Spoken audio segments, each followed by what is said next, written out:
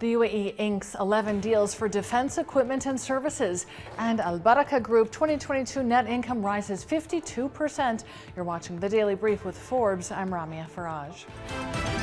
The UAE inked 11 deals with local and international companies on day one of the International Defense Exhibition and the Naval Defense Exhibition.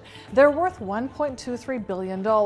About half of that sum was for 6 contracts with local companies and the other half for 5 contracts with international firms.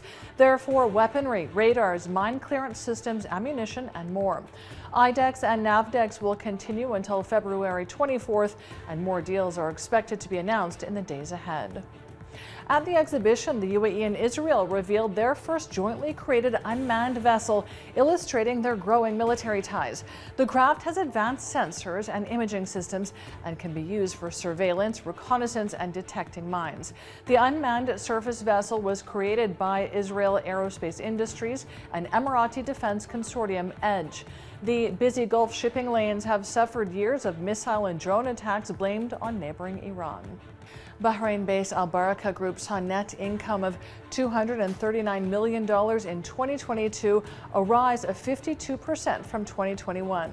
It reflects the significant contributions from its units in Egypt, Turkey, and Jordan, as well as continued solid income generation from its financing and investment activities. The company's annual profitability was driven by higher income generation, as well as the group's efforts to control costs.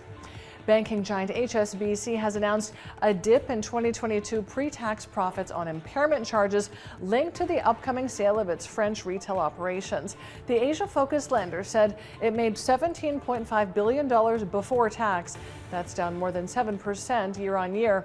After-tax profit increased to $16.7 billion. HSBC cited increased economic uncertainty, inflation, rising interest rates, and supply chain risks, as well as China's troubled real estate sector for unexpected credit losses and other impairment charges. The Russian economy contracted by 2.1% last year. Analysts say it was smaller than expected and is consistent with an expansion in the fourth quarter. They say this suggests that the economy stabilized after the initial hit from U.S. sanctions in the second quarter. And they say Russia's economy remains weak, and with headwinds to activity building, it's likely to take until late this year before it begins a sustained recovery. India's imports of Russian steel rose to an 8-year high from April to January as it imported 281 tons. That's nearly 5 times higher than the same period a year ago. India is the world's second largest crude steel producer. The rising imports are the result of a shift in Russian steel trade flows to Asia on the back of Western sanctions.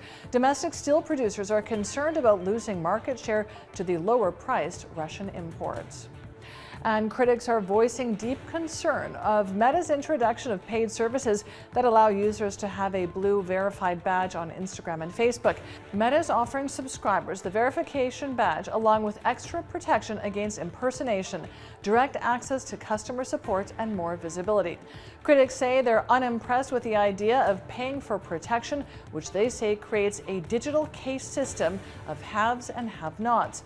They say safety and security features must not be up for sale. I'm Ramia Faraj. This is the Daily Brief. Thanks for watching. Bye for now.